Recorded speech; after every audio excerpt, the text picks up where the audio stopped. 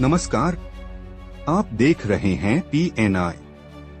गया शहर विधानसभा से इस वक्त की बड़ी खबर। आम आदमी पार्टी ने आज एक विशेष कार्यक्रम का आयोजन किया, जिसमें आने वाले विधानसभा चुनाव को लेकर जनता से मतदान की अपील की गई।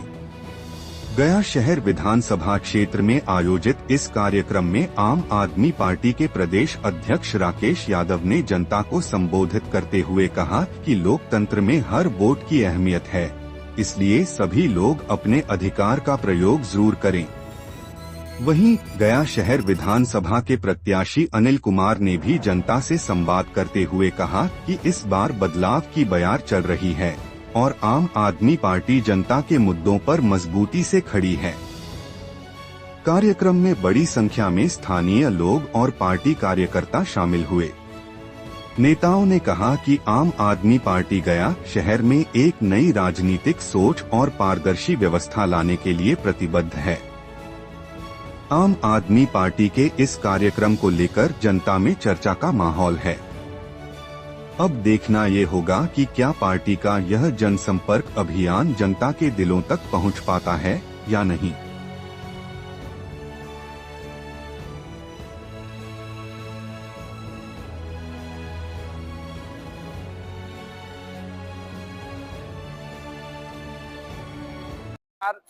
आज हम लोग आम आदमी पार्टी की जनसभा में आए हैं और आप देख रहे हैं कि जिस तरीके से अपार जन समर्थन मिल रहा है।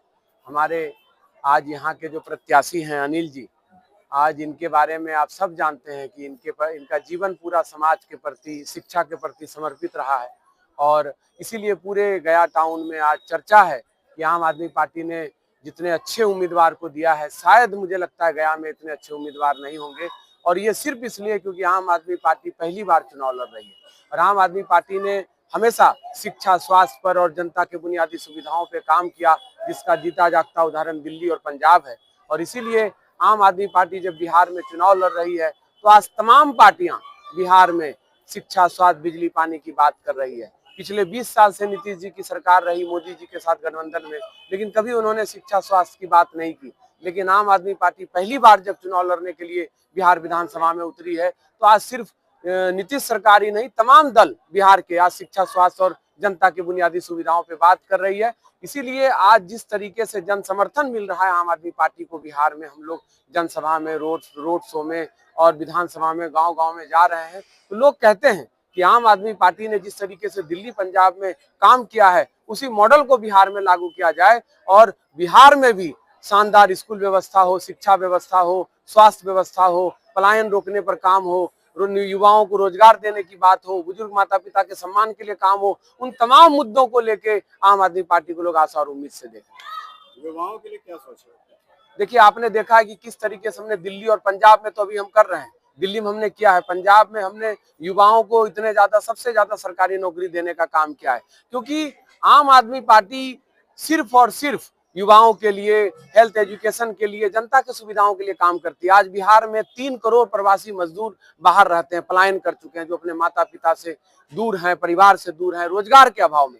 और इसका ये सिर्फ इसलिए हो पाया यहाँ पे क्योंकि यहाँ की सरकारों ने कभी इस पे ध्यान नहीं दिया। यहाँ पर जाति और धर्म के नाम पर, अग्रे और पिछड़े के नाम पर यहाँ राजनीति की गई। ना तो यहाँ कभी रोजगार के अवसर दिए गए, ना उद्योग लगाए गए, और सबसे दुर्भाग्य की बात कि भ्रष्टाचार चरम पर है। अभी आपने सुना होगा मोदी जी की केंद्रीय एजेंसी है CAG, कैग के रिपोर्ट में पाया गया कि 71,000 करोड़ का घोटाला इन्होंने कर लिया। नीतीश जी आज तक हिसाब नहीं दे रहे जो मोदी जी के साथ गठबंधन में, और ये हम नहीं कह रहे हैं, ये CAG कैग की रिपोर्ट कर रही है। आप सब वरिष्ठ पत्रकार साथी हैं, आप सब ने सुना होगा कि 71,000 करोड़ का इन्होंने घोटाला कर दिया। अभी इन्हीं भाजपा के जो इनके पूर्व सांसद रहे RK सिंह जी, इन्होंने खुद अभी देखिए 62,000 करोड़ का घोटाले का इन्होंने शिक्षा पे आरोप लगाया।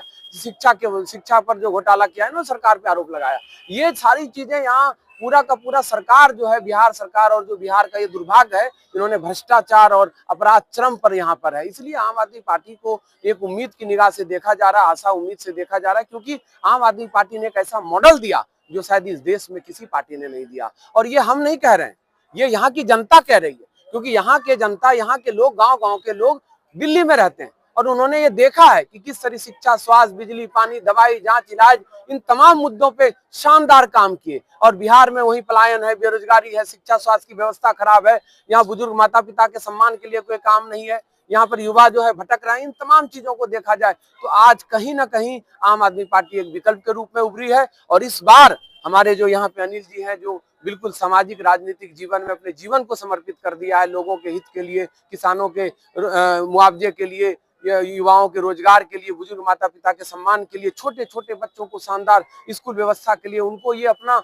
घर जमीन बेचकर, आपको ये हैरानी होगी कि मुझे नहीं लगता कि आपको किसी भी बिहार के किसी राजनीतिक दलों में ऐसा उदाहरण मिलेगा कि कोई अपना घर जमीन बेचकर बच्चों की शिक्षा के लिए काम कर रहे हैं, कॉपी कलम पेंसिल बांट रहे हैं। ये आज तक नहीं देखा होगा आपने। ये आम आदमी पार्टी की ताकत है कि उनके प्रत्याशी और आम आदमी पार्टी की विचारधारा जनता के लिए जीती है और मरती है। इसीलिए आपको बहुत चौंकाने वाला रिजल्ट आने वाला है। ये भी कहती है कि जब दिल्ली नहीं संभाल पाए तो बिहार कैसे संभालेंगे? देखिए, ये लोकतंत्र में जनता मालिक है। दिल्ली में हम प्रचंड बहुमत में रहे, हम पहली बार चुनाव लड़े, 28 सीट आया, दूसरी बार लड़े, बीजेपी को स्कूटर बानी पार्टी बनाकर भेजने का काम किया, 70 में से 67 सीटें आया, और उसके बाद तीसरी बार 62 में से 70 में से 62 सीटें आई। लेकिन वहीं पर जो बीजेपी का राष्ट्रीय अध्यक्ष है JP नड्डा जी, उन्होंने साफ कहा कि भाई जो सुविधाएं आम आदमी पार्टी का दिल्ली को मिल रहा है वो एज इट इज जारी रहेगा। खुद नरेंद्र मोदी जी ने कहा कि 8 मार्च को सभी महिलाओं के खाते में 2,500 हजार मिल जाएगा,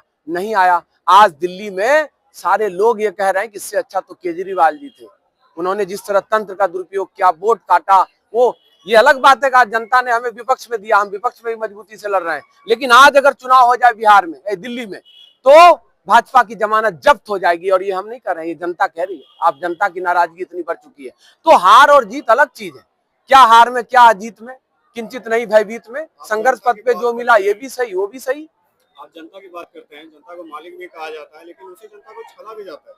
बिल्कुल सही कहा आपने। और ये काम यहाँ की सरकारें, यहाँ के दल कर रहे हैं। और इसीलिए तो आम आदमी पार्टी को यहाँ की जनता उम्मीद से और इतना प्यार दे रही है, क्योंकि उन्होंने देखा है कि इस देश में कोई ऐसी पार्टी नहीं है जिसने जो कहा वो करके दिखाया हो। लेकिन आम आदमी पार्टी ऐसी पार्टी है जिन्होंने जो कहा उससे ज्यादा करके दिखाया। आज आप देखिए किस तरीके से इसकी चर्चा पूरे देश विदेश में होती है। आज वहां भी 10 साल में हमने दिल्ली सरकार में दिल्ली सरकारी स्कूल का कायाकल्प कर दिया। वहां भी टीन टप्पर के स्कूल थे, जाले लगे होते थे, तो टूटे उटे कमरे होते थे, लेकिन आज वो शानदार 5 स्टार की तरह स्कूल है, स्विमिंग पूल है, स्मार्ट क्लास है। तो नियत होनी चाहिए जनता के लिए काम करने के लिए, और वो आम आदमी पार्टी और अरविंद केजरीवाल जी ने करके दिखाया। और इसीलिए बिहार में एक उम्मीद है, क्योंकि बिहार में आपको जानकर हैरानी होगी कि आज भी आजादी को 75 साल से अधिक हो गए, लेकिन कितने शर्म की बात है कि 6000 स्कूल आज भी बिहार में ऐसे हैं जिनका ना अपना छत है ना बिल्डिंग है। छोटे छोटे बच्चों को दरी और बोरे और चट्टी पर बैठकर पढ़ने को मजबूर हैं। उनको बरसात में धूप में घर जाना पड़ता है पढ़ाई छोड़ के। और ये साजिश है बिहार सरकार की। वो नहीं चाहते कि बिहार के बच्चे नौजवान पढ़ लिख जाएं, क्योंकि वो सवाल करना सीख जाएंगे और फिर इनकी जाति और धर्म की राजनीति बंद हो जाएगी। इसीलिए इन्होंने बिहार के विकास के लिए, नौजवानों के रोजगार के लिए, छोटे छोटे बच्चों के शिक्षा और स्वास्थ्य के लिए काम नहीं किया। इसलिए बिहार की जनता ने ठाना है कि केजरीवाल के मॉडल को लाना है। मेरा नाम राकेश यादव है, प्रदेश अध्यक्ष आम आदमी पार्टी बिहार। आप मीडिया कर्मी, प्रिंट मीडिया, इलेक्ट्रॉनिक मीडिया, जितने भी अखबार हैं, उन सबको पहले प्रथम अभिनंदन करता हूं। इसलिए पहला अभिनंदन आपको कर रहा हूं कि आप जो है अपने जिले ही नहीं, राज्य ही नहीं, देश ही नहीं, पूरी दुनिया की आप से ही बदलाव होती है। आप सत्य दिखाते हैं, वो दुनिया देखती है। तो सबसे पहला अभिनंदन मैं आपको करता हूं। और दूसरा अभिनंदन मुझे आम आदमी पार्टी का, हमारे राष्ट्रीय संयोजक श्री अरविंद केजरीवाल जी और हमारे प्रदेश अध्यक्ष श्री राकेश यादव जी और हमारे वरिष्ठ नेता श्री अशोक यादव जी, हमारे महासचिव श्री जिशान अहमद जी, हमारे मित्र MD अमजद अली जी, हमारे मित्र अनिकेत जी, जो क्या है, मैं उसके लिए थोड़ी सी आपकी बातों को ले रहा हूँ। इन्होंने मुझे एक आम आदमी को, मैं आम आदमी पार्टी से 2020 में सदस्यता ली, जबकि मैं 2014 से मैं बच्चों को कॉपी कलम पेंसिल बांट रहा हूँ नियमित रूप से।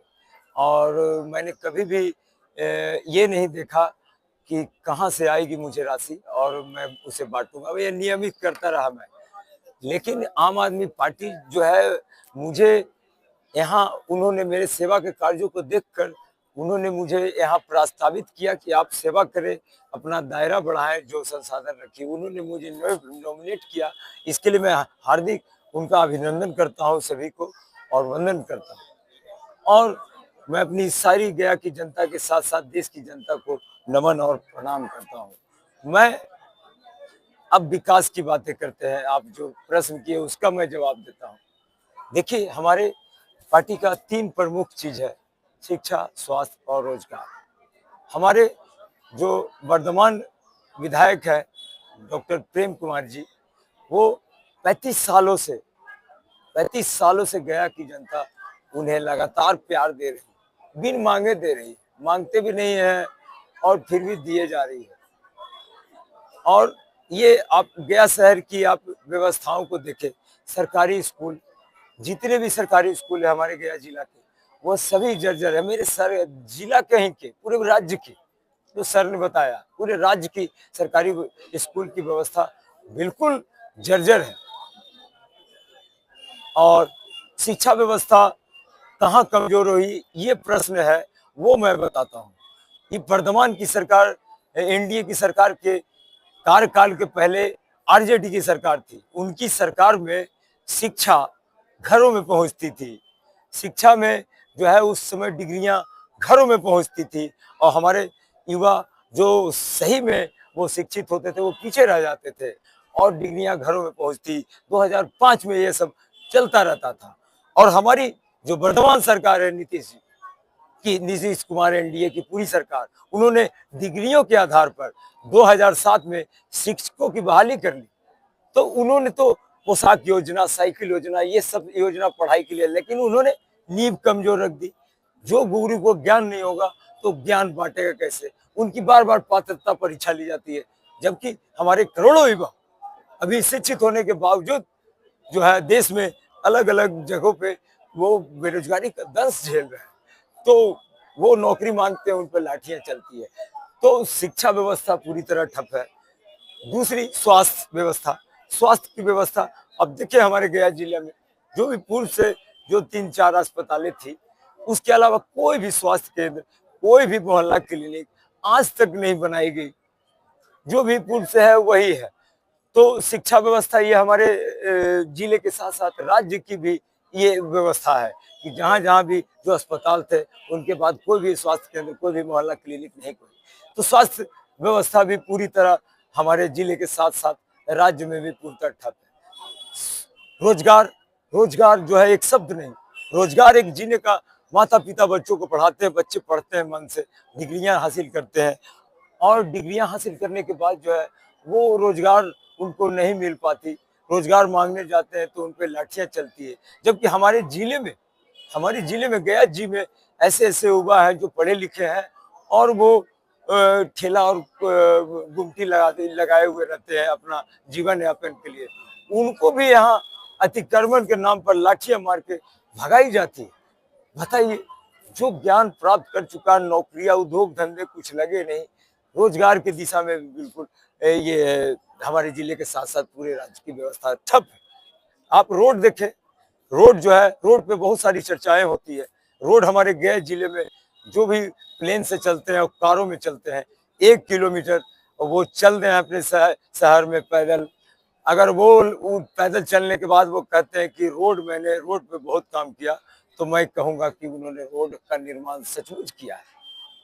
तो पूरी तरह से जो है ये एनडीए की सरकार, महागठबंधन की सरकार, ये दोनों सरकारें सिर्फ और सिर्फ स्वार्थ की राजनीति करने में लगी है। अब देखें, एनडीए में भी टिकटों के लिए, बंटवारे के लिए कैसे मारामारी हो रही है, मुझे दे दो, मुझे दे दो। ये जन कल्याण का काम है। अब जो जन कल्याण में करने वाले हैं उनको आप टिकट दीजिए प्रेम से, तो ये हमें दे दो, ये हमें दे दो, ये दोनों में हो रही है। जबकि विधानसभा से अगर आप जीत जाते हैं तो आप क्या कुछ करना चाहेंगे? बस मैं जो आम आदमी पार्टी की जो नीति है आम आदमी पार्टी की जो नीति है, मैं उसे उनके माध्यम से पूरी तरह से धीरे धीरे हम लोग खत्म करेंगे पूरे राज्य में। और हमारी सरकार जनहित के कामों को सोचती है, क्योंकि लोग धन से और ताकत से टिकटॉक के बंटवारे में लगी है, जबकि आम आदमी पार्टी जनहित में काम करने वाले लोगों को ढूंढने में लगी है राज्य में। इसीलिए हमारी आम आदमी पार्टी मात्र 83 सीटें ही दे पाई है राज्य में। लेकिन अगर 83 भी दी है तो हम लोग विपक्ष में भी रहेंगे, तो हम सरकार से काम कराएंगे, क्योंकि विपक्ष अगर ईमानदार होगा तो वो सरकार में बैठे लोग जनहित में काम उनको करना ही होगा। सीटें जो है काफी कम मिली है आप लोगों को, क्या किसी पार्टी के साथ में मर्ज होने का भी आप लोगों का कुछ प्लान है? राकेश जी, आप देखिए, आम आदमी पार्टी इस देश की तीसरी सबसे बड़ी पार्टी है और राष्ट्रीय पार्टी होने के नाते हम अपने मॉडल काम करते हैं। हमारा गठबंधन जनता से है, बिजली, पानी, शिक्षा, स्वास्थ्य जनता के बुनियादी सुविधाओं से है।